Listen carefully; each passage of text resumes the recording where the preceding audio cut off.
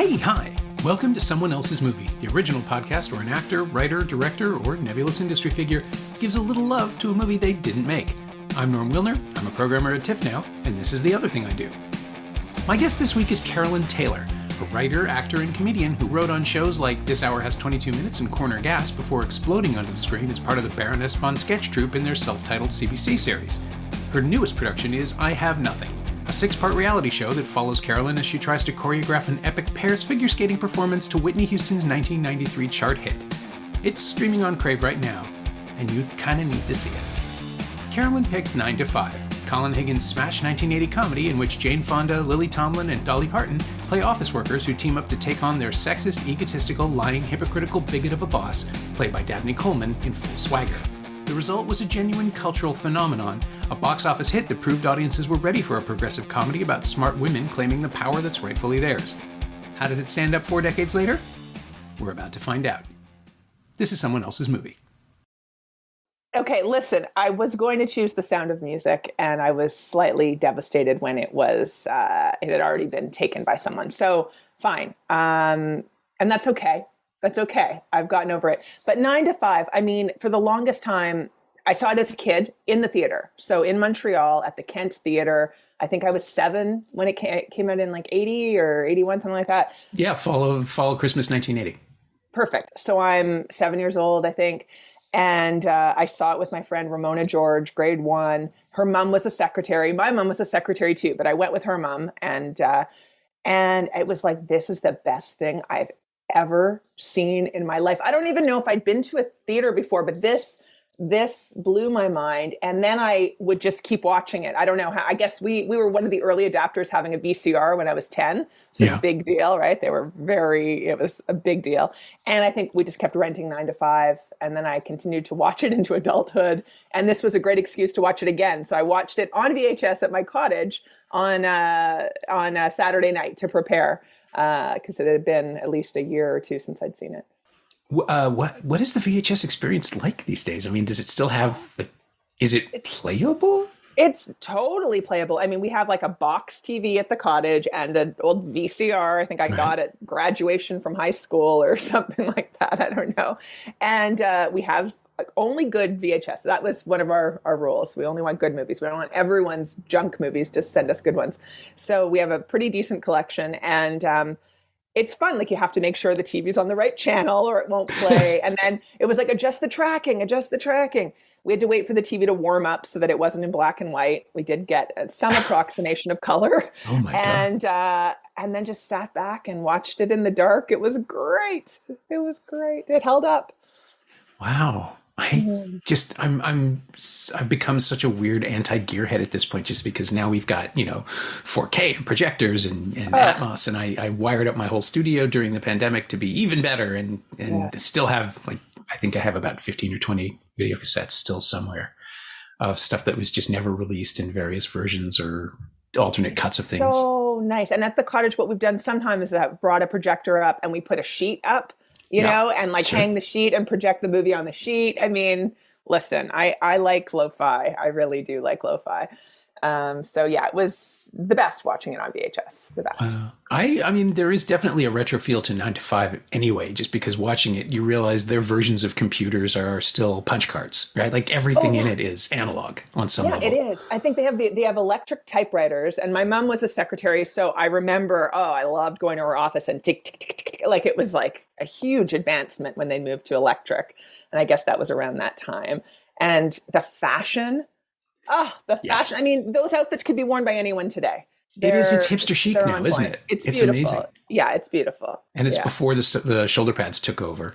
Yeah, before shoulder pads took over. I think Lily Tomlin, I wonder if she has just a little, like a hint, but not, Yeah, I think Violet is tailored for severity, right? Like the character is supposed to be a little more aggressive in her presentation, but it's because she's been told that on some level that's how she has to act and move in a man's world. That's the thing that I was worried would have dated very badly, was the sexism in the office, misogyny, but you just realize this is America in the 1970s. They're swimming in it.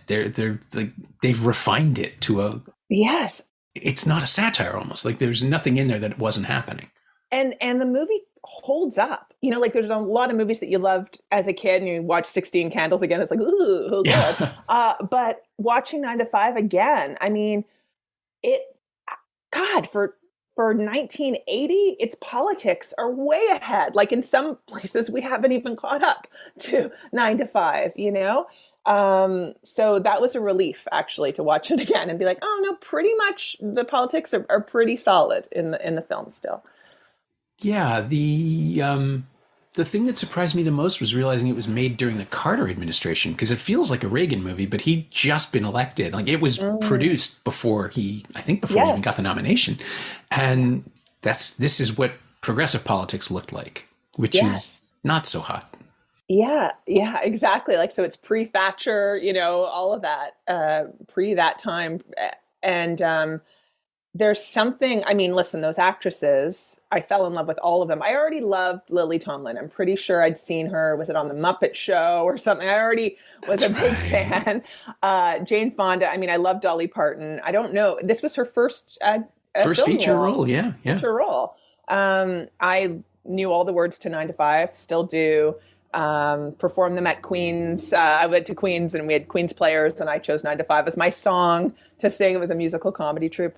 But it just roped me in to see these powerful, beautiful women who were funny. And that script, actually, watching it from a script writing perspective, it's like, it's pretty tight. I mean, they have to get out a lot of exposition and they do it with economy and clarity. And there's not too much dialogue that isn't used for some purpose down the road. So I was impressed with that on my latest viewing.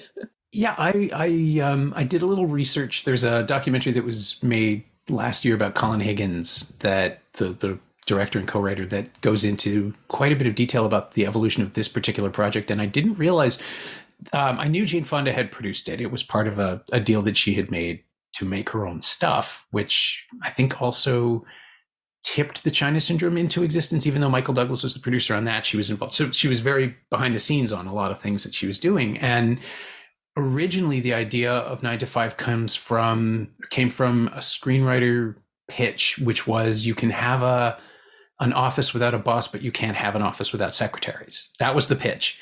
And it was about one secretary. It was just the Jane Fonda character. And Fonda realized that it didn't make sense. It was about every woman in the workforce rather than just one. Right. So they went to Colin Higgins because he'd just written Harold and Maude and Silver Streak, and directed Foul Play, the Goldie Hawn Chevy Chase movie, and asked him to just make it a bigger canvas. And he broke up the character that Fonda was supposed to play into 3 archetypal versions, the divorcee, the pro, and the novice, or the ingenue, I suppose. Yes. Oh, that's really interesting. I mean, I know some of the history, but I didn't know that. I know that Lily Tomlin would have been played by Carol Burnett if Lily Tomlin said no. And I think, what's her name? Dolly Parton was going to be Anne Margaret. Oh, that's interesting. Yeah. I don't know that would work. I know. Yeah. Carol Burnett, of course, would have been wonderful. But Lily Tomlin, I mean, listen, because she brings a sort of gravitas to her, even though she's so quirky and silly and odd and absurd. There is something, a gravitas to Lily that I don't know if it could have been played by anybody else, even though I worship Carol Burnett. Yeah, I mean, Carol Burnett would have been different, but I think the character, you could still believe that. I mean, this is right around the same time she's playing Miss Hannigan, right? So she'd have to gear down, way, way down. But I could, way down. I mean, she was and is an incredible talent. She could do it. Yeah. But Anne Margaret, what an odd, that's not where I would imagine that character. Doralee, I mean, she's so Southern, and Anne Margaret could do the accent, but it wouldn't be. Yeah, and like Dolly Parton has this weird authenticity of just showing up as Dolly Parton. Well, I think they probably tailored it to her. Like, if it were Anne Margaret, I don't think she would have been a country western singer. Like, I love that scene where Doralee's at home with her husband, and we get a shot of her in their sort of like messy bedroom. You know what I mean? And he's got a guitar. He's just sort of new. It really feels like a home. It doesn't feel like a movie set. And she's sitting in just like a big T-shirt or whatever. This is my memory of it anyway. I loved that about her. And she's just like, why aren't they why does nobody like me? They treat me, like what was it? Oh God, I can't remember the analogy she uses, like a pig at a rodeo or like something like that. But yeah, I loved how they filled out those characters, and that Lily Tomlin, Violet Newstead, was a widow rather. My mom was too, raising 3 kids. So I think that was another part that resonated, to see single moms out there being powerful and doing what they had to do in this world that did not necessarily reward them the way they should have been rewarded. Yeah. Yeah. And the sense that absolutely everyone is taken for granted on some level, and with the exception of Dabney Coleman's character, because of course he's the idiot prince of his kingdom, but even he's not taken for, I'm trying not to give him any credit whatsoever, but the actor is great, but the character is just a complete, like he was written to be disposed of and humiliated, which is great, but the way Franklin Hart Jr. carries himself around, I think he's probably not the first fail son character, but he's sort of the template for it, right? Like we recognize a lot of things in him now that have turned into tells in the real world. Well, I was just going to say, like, what I found, maybe what I liked, you're supposed to hate him, but that when Violet doesn't get the promotion, right? So she trained Franklin Hart and he gets this job. And now there's another position coming up, and she's passed over for some man. And the only credit I'll give to him is he finally owns it. Instead of just saying, oh, it was close and, whatever, it was like, well, he has a family to feed. He has to provide, and he has a college degree, or like whatever these markers are where a single mom having to work, was putting her time in at the company, and some of these markers that really have nothing to do with one's ability to perform a task. And here she is providing for a family of 4. Anyway, I was like, okay, he named it. At least he named the disgusting sexism that was and is often still in existence. So I'll give him that. He told her the truth. Yeah, even though we also know that she has children to feed. Exactly. She has 4 kids and she's a widow. And she's smarter than everyone in that office. He's cushioning it in a way that doesn't help her in the slightest. And doesn't see her at all. It's not like, well, you both have families to feed, but his is bigger or something. It's like, no, you're invisible. What you do, you're a secretary. You're my girl. Now go get me a coffee with Skinny and Sweet. Yeah. Yeah. It's the texture too of the office, like the weird little peccadillos that everybody has and the strange obsessions. And then the fact that Skinny and Sweet just becomes this bizarre runner because it sounds different every time someone says it. Like none of them can get around the fact that it's a replacement for Sweet and Low, and they just don't care. Yeah.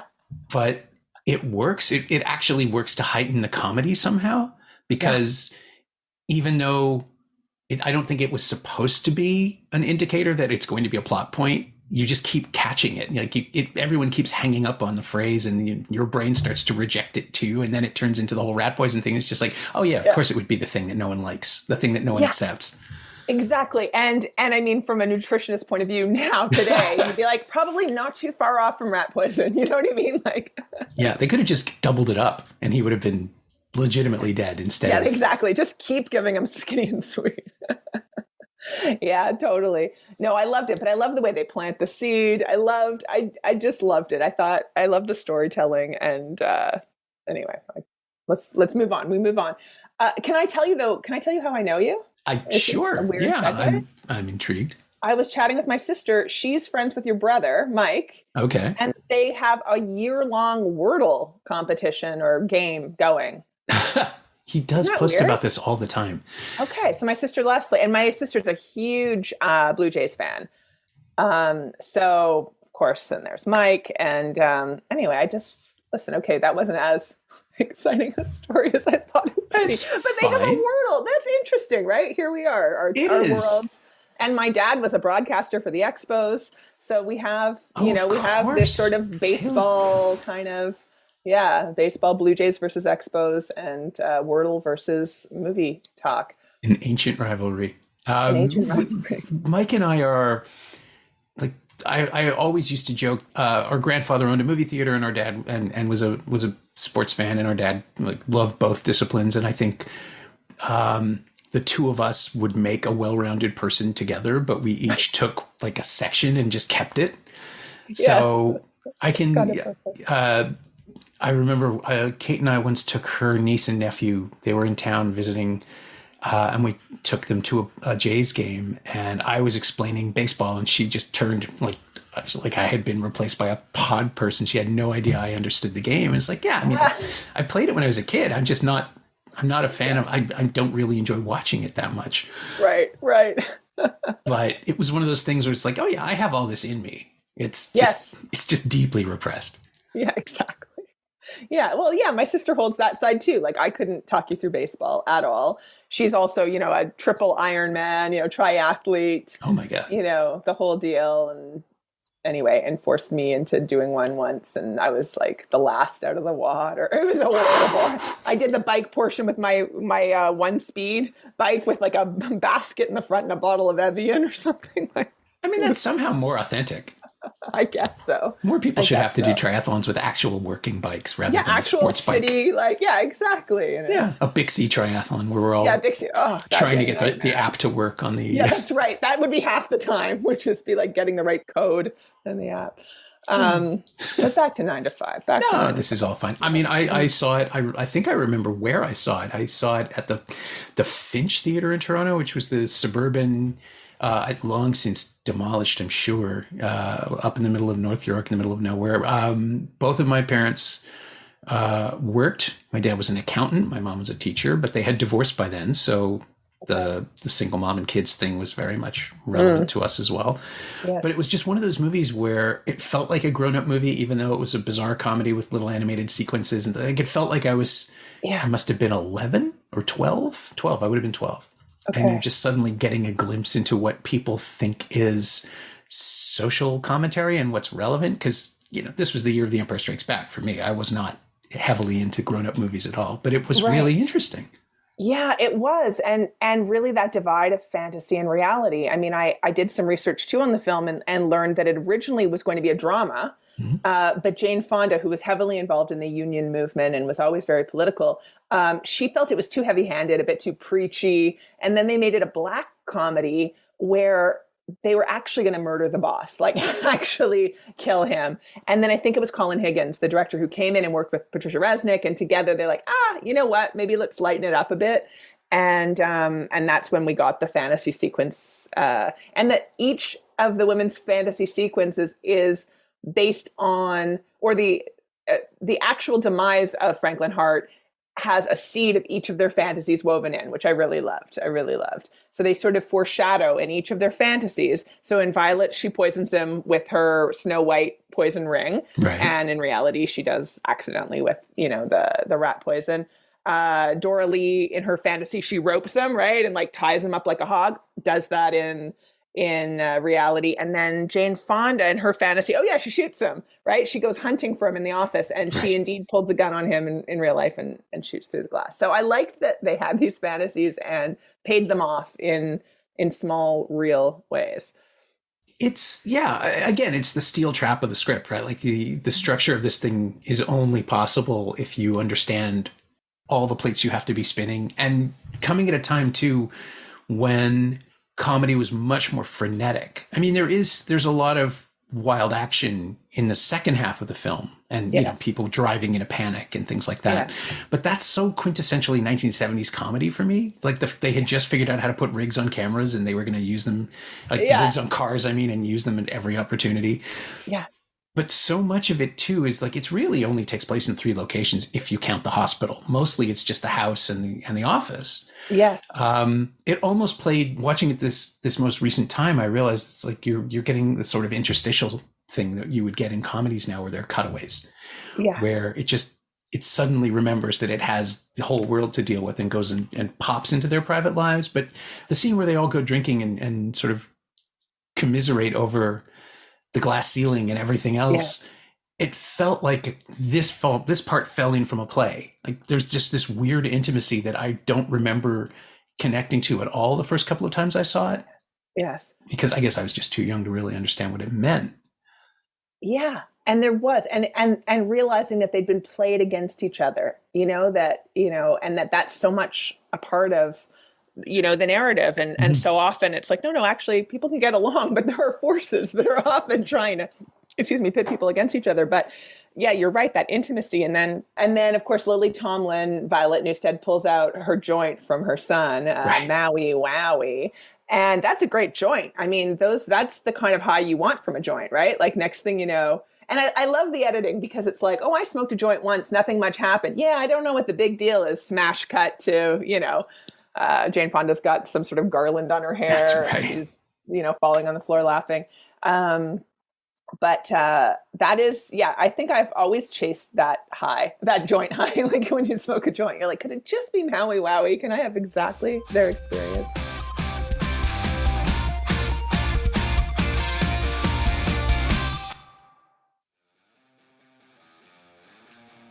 Hey, it's Norm interrupting my own show to bring you up to speed on Shiny Things, my newsletter about physical media, culture, and the odd streaming project. This week, I wrote about Criterion's new releases of The Trial and La Bamba, and Shout Studios' 4K restoration of Natural Born Killers, as well as the new releases Past Lives, What's Love Got to Do With It, and Ruby Gillman, Teenage Kraken. Sign up for a 14-day free trial at shiny-things.ghost.io, or find a link at the Semcast Twitter account. You like reading about movies? I like writing about them. Come check it out.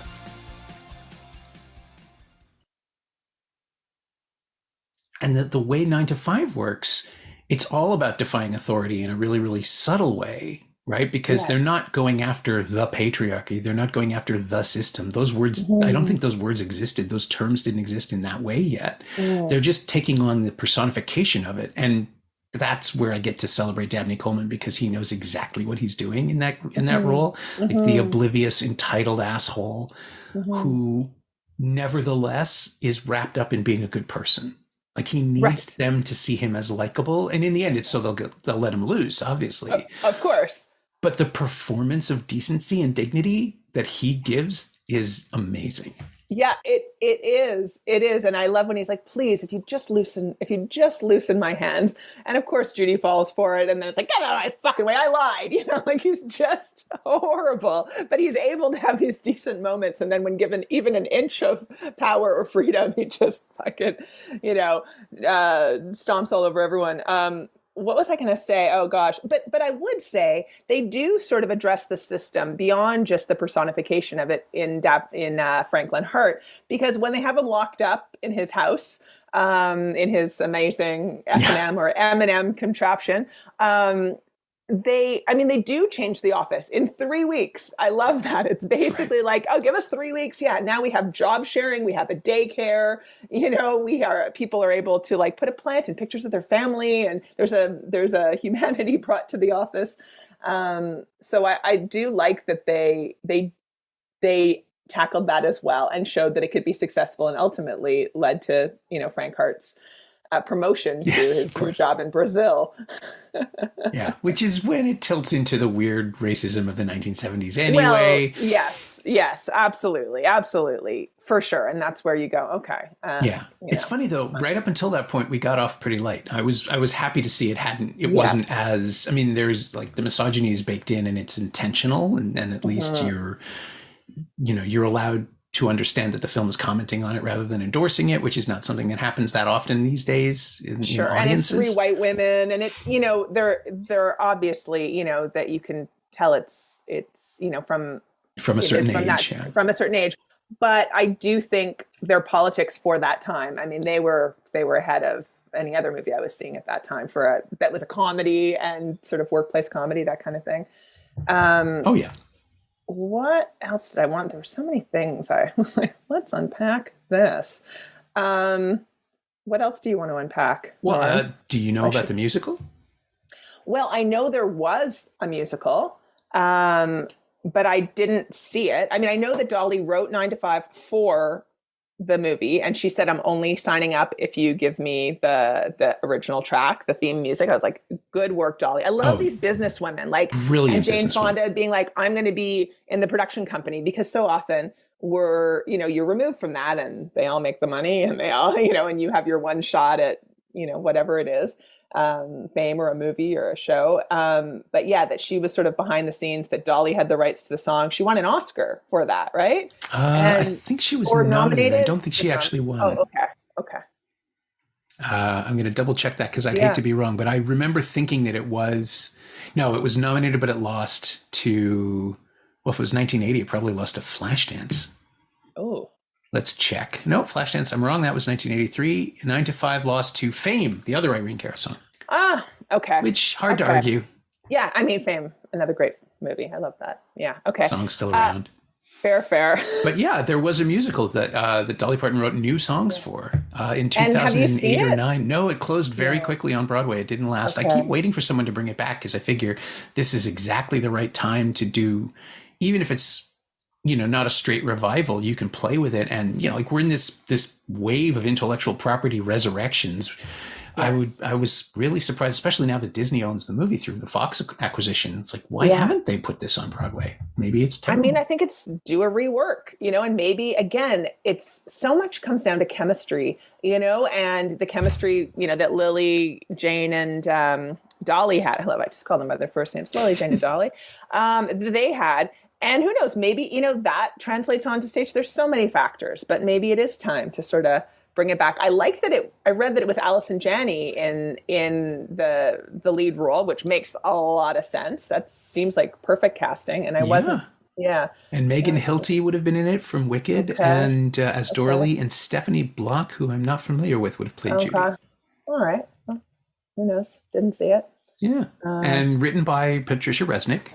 Okay. Co-writer. Yes. And it lasted from April to September 2009. Wow. And Dolly as a songwriter, I heard that someone actually sued Dolly for 9 to 5 saying you ripped off another song called Money World, or I don't know, there's some other track. And Dolly was like, no, of course. You're like, oh, who wrote it? Of course it's fucking Dolly Parton. She's like one of the greatest songwriters we have and most prolific. And I think one of the ways she was able to prove that she wrote it was something to do with her fingernails, that because she either went on the typewriter ting, ting, ting, ting, ting, ting, or she was on like a washboard or something. And that was what gave her the inspiration for that opening track. And so she was able to show the creative process and how she came up with the song and then ultimately won the suit. Never mess with Dolly Parton. Never. No, God, never. Oh, that's wonderful.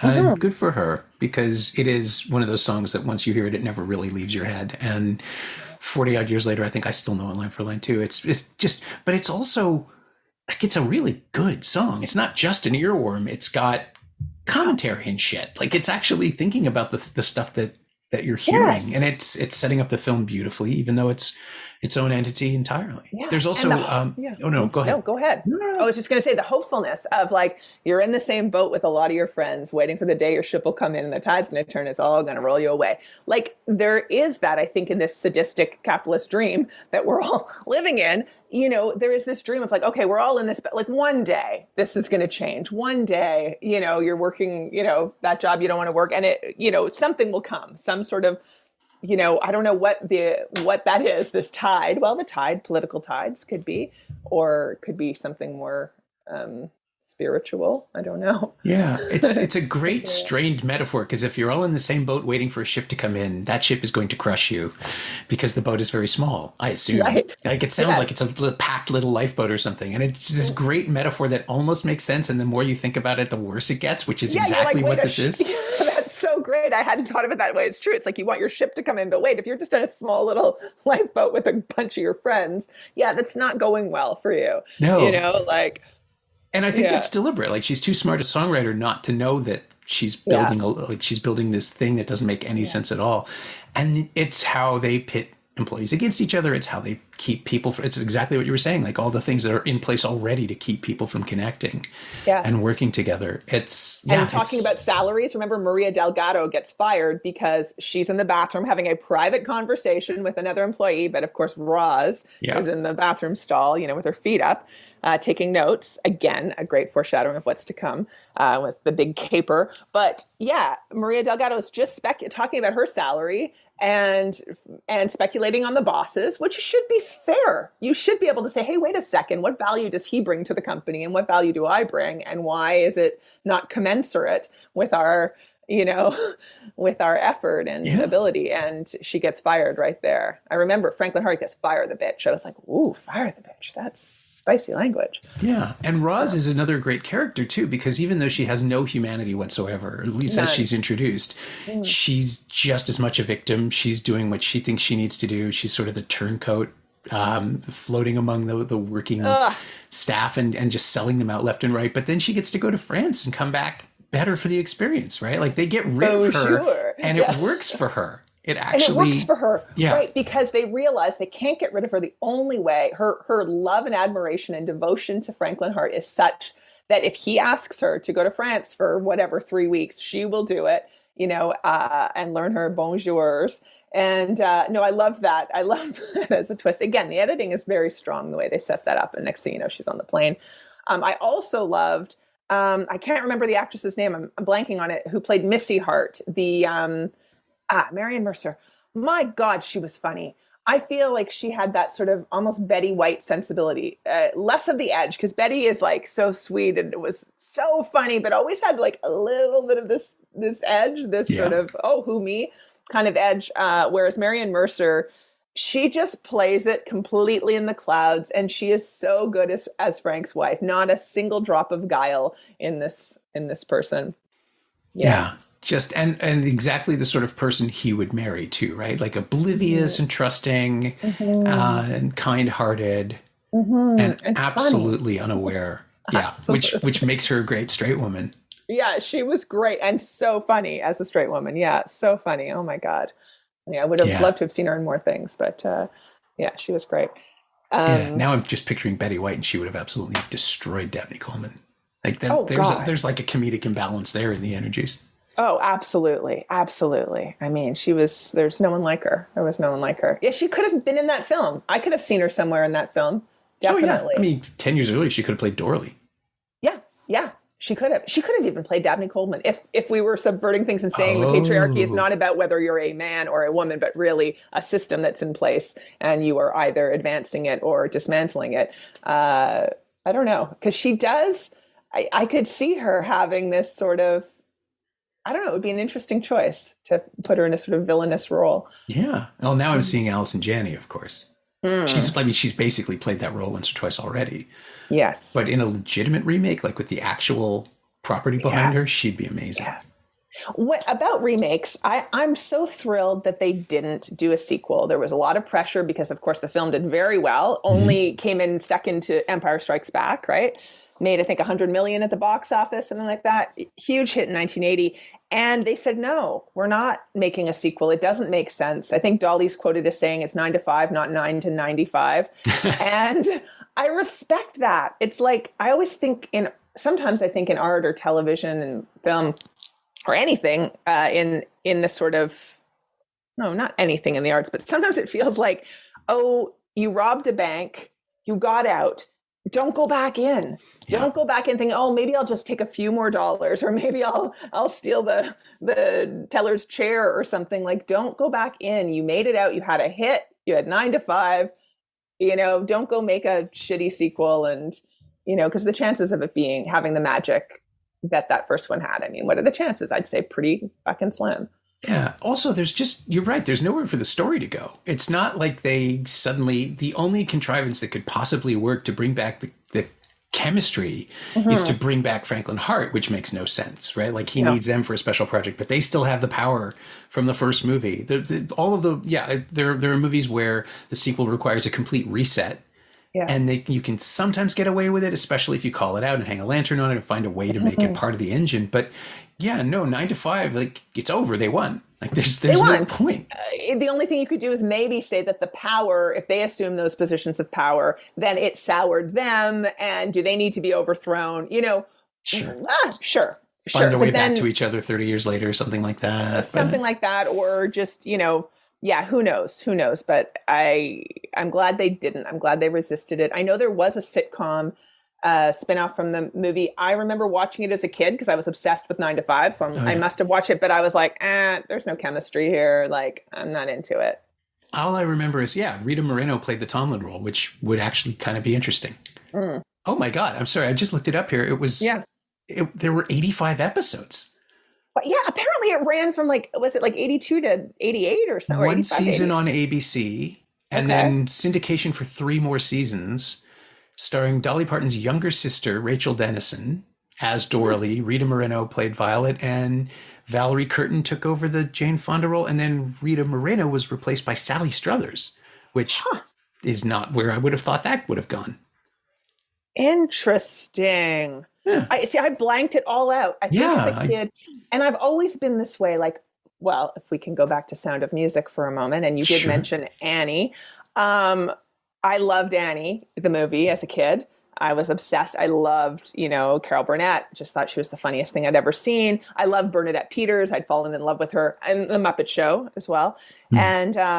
And then growing up and having this moment of like, oh, someone's putting on, there's a production of Annie at whatever, and I go to see it. I'm like, what the fuck is this piece of shit? Like, or there's a Sound of Music. No, give me Christopher Plummer. I am a bit of a purist that way, where I'm like, I want the original. I want the thing that really worked. I don't want a repeat of it. I don't want some approximation of it. So that's horrible. They've ruined me because I don't fundamentally love The Sound of Music. I love the movie, The Sound of Music. The experience that And you had when you first saw it. Yeah, or no, I I've get seen that. it, a million times, but yeah, the original casts, I don't know. I guess I'm anti remake. I'm anti I mean, remake. I'm obviously I'm an archivist in so many different ways that I believe almost exclusively in the original experience. But I also know that that's a thing you can chase forever and never recapture. So I'm open to, it's like, new mountings of plays and things. I would Yes, love, and cover songs. I'm a huge fan of cover songs. sure. The other thing I was going to say is like the best cover of 9 to 5 I've ever heard Mm, is in a recent TV show called We Are Lady Parts, which you may or may not have heard of. It's a no. UK series, came out during the pandemic. Okay. In 2021, created by Nita Manzoor, who just made a movie called Polite Society this year that I have still not caught up to. But it's about Mm, an all-female Muslim punk band in London. And the cool. way they win over their first live gig is with a punk performance of 9 to 5, and it fucking rocks. It's Ah, okay. wonderful. Right. Well, and I mean, that would be where this is the exception, not the exception to the rule, but in my mind, I hear what you're saying, because it's like if you're going to do a cover, or you're going to, like, then do your own version, don't make a pale approximation of the original. Exactly. If you've got something to say and you want to own it and you hear it in your head, you hear this other version, and then, yeah, then it's art, then it works. Yeah. But yeah. Trying to do something. I mean, it's like those live action Disney movies where they redo the beats of an animated film with CG characters who, by their very nature, look photorealistic and therefore can't be interesting as animals. The way that the cartoons are, like Hate it. the Lion Hate King and that. the Jungle Book, they're just creepy. I can't stand CG. I mean, I guess I'm a caricature of like preferring analog experiences, but like, no, it's horrible. I remember one of my first jobs in the business was working on some animation that was like pairing up with this new technology, and they were using people in green screens and plotting plots on the points on the actors' faces and turning them into animals. And I don't know, it was this very weird thing, but I was writing for it. And I remember trying to, set a scene in a different location, have, an interesting story. And they're like, no, we can only use 3 locations because we've got the green screen and we have to build the whatever. And I'm like, if the Flintstones, you know what I mean, can ski Yeah. down a hill and go into a volcano of Dr. Sinister and ride in the Barney copter, like, what the fuck? Why are we doing animation if we can't allow our imaginations to go wild? What's the point? I don't want to just recreate reality with these sort of hybrid animal people who can't leave the house because we can't afford to build the other Another worlds. Like, background. Yeah. just give me a repeat background like the Flintstones. I'm good. Give me a good story. Give me good characters, and let it go where it goes. Yeah. You just don't. I think that's the gap, the yawning creative chasm that we'll never get past. Is like, we have this tool, let's build something around it, rather than we have the story, let's tell it. Right? Like Yes. that wall that you can never get across. Yeah. Yeah. Ugh. And how do you tell the story? What's the best way to tell the story? That's it. That's the key. Don't put the other, that's like the form function. You know what I mean? It's just getting it reversed is bleh. No good. Yeah. To me. in my opinion. Yeah. I mean, this is why I kind of want to see someone try to take a run at 9 to 5 for the present day, even though it's like completely unworkable. Office culture doesn't even exist the way it used to. Not in terms of the sexism and glass ceiling. I'm sure that's all still there. Just the way that we go to offices, right? And hybrid work and everything else, like a pandemic 9 to 5 is kind of a really fascinating concept, but I think that's also a stage play no one wants to see. Oh God, no. Yeah. I mean, it's like 8 to 4 and Tuesday and Thursday. Like, yeah, what do you call this movie? But it would be interesting. Again, if it has a killer soundtrack, killer cast, and a really great script, and great editing and directing, I guess it'll be a hit. But yeah. Now it'd be like an 8-part CBC series or something where that's right. They write around the concept rather than actually come in head on. It's 8 hours. It's 9 to 5 in real time. Oh, that's interesting. Yeah, forgetting that the movie spans weeks or months. That's right. It's fine. Give the people the title. That's all they need. Kind of do like the Boyhood version. You know what I mean? Like, follow these characters just stuck in this job 12 years later. I mean, that's kind of what we got with The Office when you think about it. I guess so. Was there ever a woman boss on The Office? There wasn't, was there? I don't think so. Oh. All right. There you go. That's how they bring the two properties together. One is Universal, one is Fox. It's never going to happen. It's fine. Maybe it's for the best. Knowledge. Yeah. This is the problem. Yes. I just keep spinning off in other directions. I've been trying to figure out how to bring this around to talk about I Have Nothing, which technically is a workplace study. This fascinating quest narrative that you create for yourself simply by not letting go of an idea, which I find absolutely creatively fascinating. Yeah. The way I usually wrap up the podcast is by asking someone if they've cited the film they chose in their own work. I don't see 9 to 5 tying in, although of course you've got a song from The Bodyguard and Dolly Parton wrote I Will Always Love You, which is a song from The Bodyguard. So that's interesting. That's one link. I was reflecting on it. I think that idea of reality and fantasy, of the mundane of daily existence as it can be sometimes, sometimes forces one into an imaginative state. And then what comes out of there? What happens if you actually pursue it? Now, I would say the same thing happened to those women in different course, of course. But it's like living their lives. It's such that, oh God, they've got to imagine a different reality. They do. And then that imagining somehow creates a universal force that brings, a set of circumstances that they're now living this fantasy, but in a in a way that has real world-ish movie consequences. Not sort of the fairy tale in the fantasy sequence that's in the movie. So I'd say maybe in I Have Nothing, if we're trying to draw parallels, there is, one of the huge contemplations that Zach and I had making it was straddling that world between reality and fantasy, and it's like, well, what genre is this? Is this real? Oh, it's doc, so it's real. It's like, well, much of it is, a lot of it is, but it's fed by fantasy. We play into fantasy. We even talk, there's that moment in episode 6 when Moynihan says, reality is slippery, and we start to see the boom mic and I walk through the back and you go, okay, wait a second. What is the truth? And what is perception? And what is it to have something or not? And what is memory? And I think while I don't think that was the driving force in 9 to 5, I think some of those themes are there for sure. Yeah. Well, and what you said about 9 to 5 having comic editing, like the timing of the editing, I definitely see that in I Have Nothing, where the juxtapositions and just the moments where you choose to cut to a reaction or even just cut away entirely are very deliberate and very funny. Thank you. Yeah, our editors were really great. That was Andy King, Ian Sitt, Vitold Vidic, and Morgan Waters did some editing for us as well. And they each had their own voice and their own way in. And part of the part of the methodology was to allow these different voices. So if you've seen the series, each episode has kind of its own editing style and flavor. And yet there is the through line and there is a sensibility that keeps going. But we really sort of let them take that first crack. And then, of course, working at it. But their voices were really strong in the piece as well. I love their creative minds. They're all artists. So it's fun when you're working with artists. They make art, that's how they approach the work. Yeah. It's wonderful. I've been trying to describe the show to people and failing every time because you cannot Like, basically, it forces me into the same position that you are in the show, which is like, well, it's this thing where someone is trying to do a thing but can't articulate her vision literally to everyone, but you are articulating it over and over and over again. They just can't see it. And it's the same way when somebody else suggests a different song. It's like, yeah, but I can't see the jumps. By that point in the show, if I don't understand what you're saying, the show doesn't work, but it just lands so cleanly. It's such a fascinating unpacking of the creative process, and then putting it back in a different prism and insisting that it all is going to go somewhere. And it is, because we're watching the show.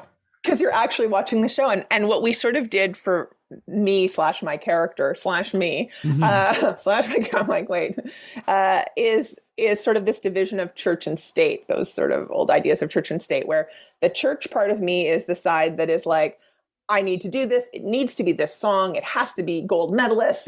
These lofty, grandiose, delusional kind of ideas from the stage show and from the vision, the actual real life vision. So it's like life imitating art, imitating life. And it's sort of, they continue. That dialectic is through the entire series. And then the state side is the showrunner part of me, like the part of me that knows, okay, no, we can't have all the things. And you do have to book venues. And yes, you have to get the rights, and you have to, the producers and people behind the scenes work tirelessly, to get those rights and pull off all the things that you need for television, right? Yeah. And beyond a live skate. So I think those two existed, and to hold those two and allow us as a group, as a collective, as a crew and a team to play between those two worlds. Because if we only went into state, the making of the show, you'd sit through excruciatingly boring Zoom meetings. Yeah. It just went on, production meetings, that just go on forever. But we did, those meetings were the meetings, some of the meetings, but we're like, okay, we're rolling the camera, but I then go into church instead of state. Does that sound too, oh God, I can't even translate the creative process. Geez. That's the beauty of it. A bit like that. Right. This is exactly the show, which is the thing that I love about it. It is just like this invitation to try to hang on and figure out. The show will tell you what's real if you keep watching. Yes. And it kept presenting itself, and it was like, okay, well, this is where it's going. And one of the other pieces that we had that was a constant debate was, okay, well, what are the beats of the story? What are the beats? And Zach would say that to me, and I'd be like, well, I can't tell you the beats because we haven't had them happen yet. So I'm not writing a story, oh, Carolyn's happy, Carolyn falls. Like, no, we don't know, because I don't know. Will I be? And will I? We don't know. And so that was a really fun tightrope to walk, to be like, okay, we do need certain beats. We need to know, okay, Carolyn's going to a psychic. We got to book the skating rink. She's going to work with Brian Orser and Kurt Browning, but we don't know the flavor of each of those experiences or the emotional journey because we don't know what's going to happen. I have to assume that there are moments where you just knew something was about to tilt into the impossible, where you just grab on and go for it for the sake of the comedy, for the sake of the show. For sure. But like even the psychic, like going to see the psychic, one of the rules I held in this show was that if anyone was going to look delusional, unhinged, bizarre, stupid, me, it will be me. And they will, be true to themselves. I certainly will not be trying to make them look bad. I want them to be well reflected, and I can be the one who doesn't know what's going on and whatever. But going to see the psychic, the one thing we knew was, okay, it was Brooke, a person on our team, one of the associate producers. She'd been to Trudy before, but that is what happened in the meeting with the psychic. And I went in just with an open mind saying, I'm going to listen to what she has to say. And I'm not coming in here to be like, isn't she silly, or aren't psychics bizarre? It's like, no, I want to hear. I've consulted psychics in my real life. I love the tarot. I'm certainly, that's not a stretch for me. So that was really exciting to go in, and scary, with an open heart to all of these experiences and see, what actually happens, what comes out. Well, a 6-part series comes out. Well, a 6-part series comes out, I suppose. Yes. My thanks to Carolyn Taylor, whose new series I Have Nothing is now streaming on Crave in Canada. Thanks also to Julia Caslin. She knows what she did. And listen to Georgina Riley's episode on The Sound of Music sometime, if you're curious. You can find Carolyn on Twitter at Carolyn Taylor, which is basically her name with a D at the end. And you can find 9 to 5 on Blu-ray and DVD from 20th Century Home Entertainment and streaming on Disney Plus and Crave in Canada and Max in the US. It's also available to rent or buy on various VOD services. You can find me on Twitter for a little while longer at Norm Wilner, and you can find this podcast there at Semcast, S-E-M-Cast, and on the web at someoneelsesmovie.com. The first year of the show is still available for just $20 at payhip.com/Semcast. That's the first 52 episodes of Someone Else's Movie, 44 of which aren't currently available anywhere else. And check out my newsletter, Shiny Things, at shiny-things.ghost.io. I think you'll enjoy it. Our theme song is by The Last Year. If you like it, or the show in general, please say so. Leave a review wherever you've been listening. Every little bit helps, it truly does. And check out the other shows on the Frequency Podcast Network while you're doing that. Stay safe, watch movies, wear a mask if you go out, get your booster when you can. I'll see you next week.